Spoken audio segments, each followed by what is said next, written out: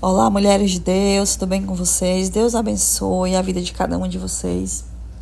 Estamos hoje iniciando mais uma semana de cronograma para a glória de Deus. Hoje nós estamos aí já lendo 15 capítulos do livro de Gênesis. Muito obrigado, Senhor Deus. Nós temos que agradecer, né? Fico muito feliz de você que chegou até aqui comigo.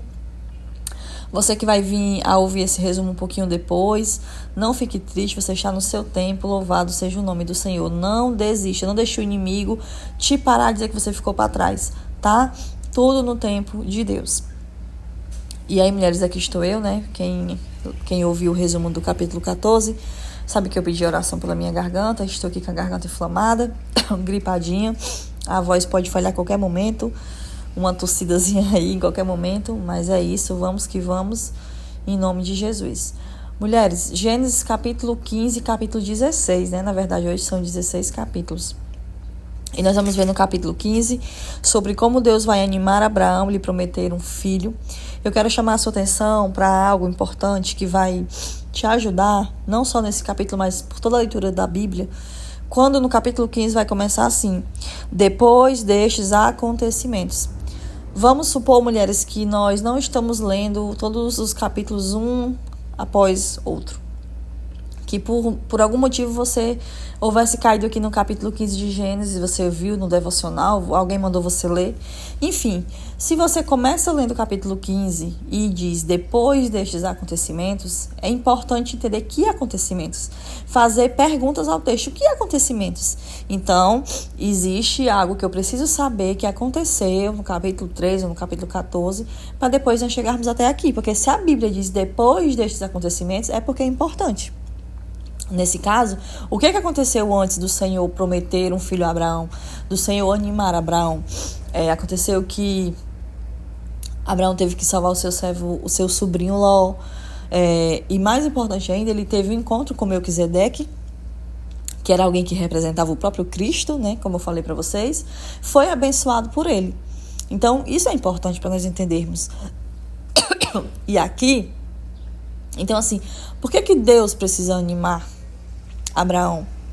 Porque Abraão vem de várias situações. Abraão se separa do seu sobrinho, depois tem que resgatar o seu sobrinho, e muitas coisas acontecendo. Então assim, ele era homem como nós, né? Ser humano como nós.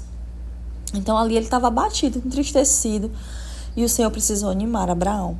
E não só animou, mas como ele trouxe uma grande promessa de um filho, porque Abraão não tinha filhos até então. E o Senhor está prometendo que vai: não temas, Abraão, eu sou o teu escudo, eu sou Deus grande. E o Senhor disse: pai, o que o Senhor vai ter de me dar? Se nem filho eu tenho, se nem herança eu tenho, nem herdeiro eu tenho. Porque naquele tempo era muito importante que os homens tivessem descendência, que os homens deixassem os seus frutos sobre a terra. E ele disse: nem herdeiro eu tenho, a minha herança vai ficar para um criado, um servo nascido na minha casa. Ou seja, que ele tinha alguém como filho. Mas o Senhor disse: não, a tua descendência vai vir de alguém gerado por ti, vai vir de ti mesmo, né? E aí o Senhor, Abraão, na verdade, e ele disse assim: olha, se tu podes contar as estrelas, assim será a tua descendência. Ou seja, a tua descendência vai ser tão numerosa como as estrelas. E Abraão, a Bíblia vai dizer que Abraão creu naquilo, Abraão recebeu, Abraão abraçou a promessa. Amém, mulheres? E interessante, porque o Senhor vai prometer a terra a ele, né? Versículo 7, disse-lhe mais: eu sou o Senhor que te tirei de Ur dos Caldeus para te dar por herança esta terra. Aquela terra que ele estava, de Canaã, era dele, o Senhor estava dando a ele, o Senhor estava prometendo a ele. Só que é interessante, veja só como Deus trabalha. Nada acontece por acaso, nada sai do controle de Deus. Quando no versículo 12, o Senhor, depois que o Senhor instrui Abraão a fazer um sacrifício, e o Senhor volta a conversar com Abraão, o Senhor volta a conversar com Abraão, e ele vai dizer assim: olha, eu vou te dar essa terra, mas o teu povo, a tua descendência, será escrava, né? Aqui a partir do versículo 13. Versículo 13. A tua posteridade será peregrina em terra alheia e será reduzida à escravidão por 400 anos. De quem que o Senhor está falando aqui, mulheres?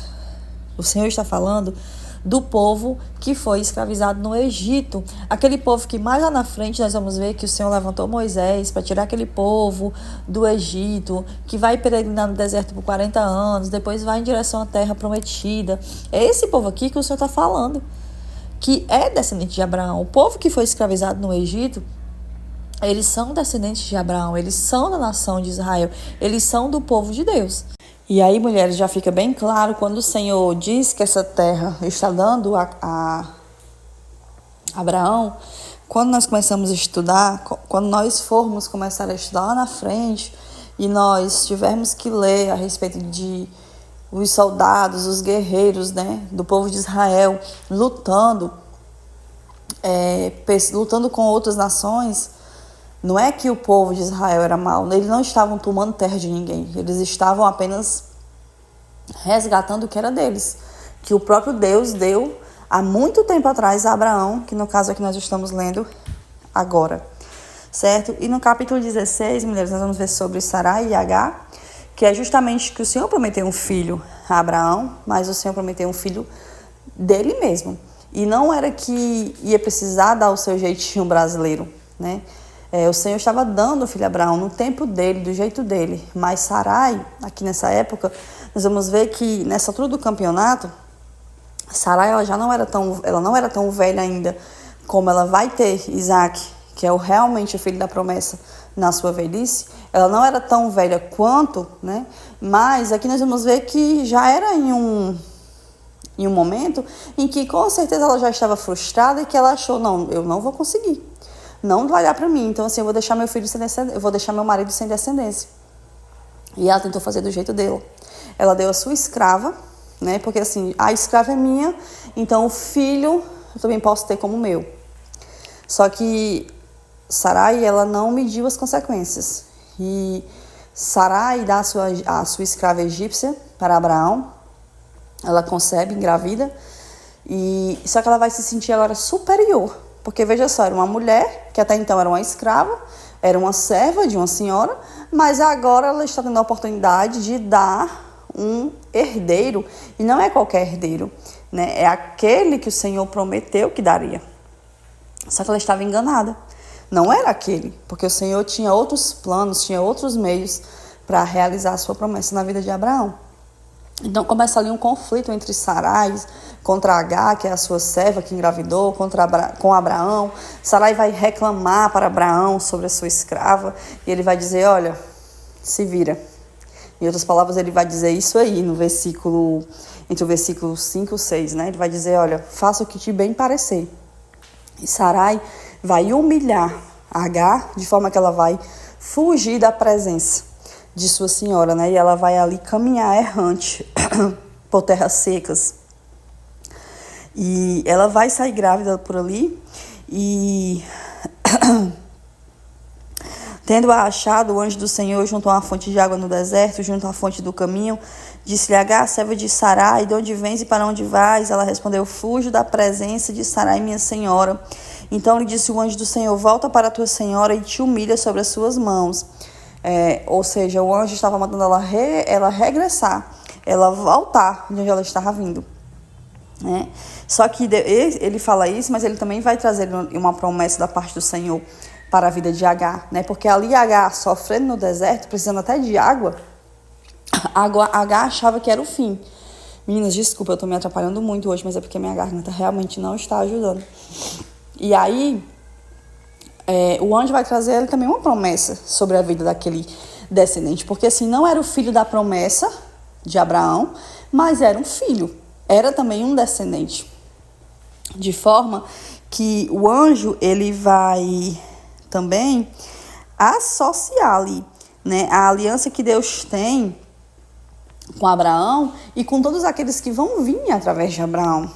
Então, aquela descendência que viria de Ismael também seria numerosa, tá? E é interessante nós entendermos que, veja como é importante nós medirmos as nossas ações, porque elas têm todas as nossas ações, elas têm consequência. E até hoje existe um conflito, porque hoje os muçulmanos, né, eles tem conflito aí com Israel. E os muçulmanos, eles são os descendentes de Ismael. E através de Ismael vieram também 12 povos, assim como também através da descendência de Abraão, do lado de Isaac, também vieram 12 nações, 12 povos, aliás. Então, é muito importante isso, porque se era filho de Abraão, não tinha como passar despercebido. Tinha que vir alguma coisa grandiosa através também de Ismael. Mas acaba que um acabou conflitando com o outro, certo? E aí nasceu Ismael. Agar deu à luz um filho a Abraão, e Abraão, seu filho que lhe deu a Agar, chamou-lhe Ismael. Era Abraão de 86 anos quando Agar lhe deu à luz a Ismael, certo? Só para finalizar aqui, deixa eu explicar melhor, Eu acho que eu não me expliquei direito. Que essa promessa que o anjo faz a Agar, quando ele encontra a Agar desesperada no deserto, vai falar sobre a promessa de uma grande descendência, Através de Ismael, amadas, vem 12 príncipes, certo? Traçando aí um paralelo com as 12 tribos que descendem de Isaac e de Jacó. Que ainda que os descendentes, mulheres de Ismael, eles não fossem herdar a terra prometida, quando o anjo diz habitará fronteiro a todos, será como um jumento selvagem, vai estar dizendo aí a respeito de ser inimigo, ser contra todos, Profetizando aí um conflito entre os descendentes de Ismael e os de Isaac, Que embora Deus ele tenha se compadecido de Agar, Deus ele agiu na vida de Agar também, Ele não permitiu que a tentativa de Abraão para assegurar um herdeiro viesse através de Ismael. Deus se compadeceu, Deus operou, Deus livrou ele naquele momento, mas ele continuou com o seu plano, que não era o plano de Deus, não era Ismael. Amém? Então é isso, mulheres. Desculpem qualquer coisa e que eu volto aqui amanhã melhor da garganta em nome de Jesus, tá bom? Deus abençoe.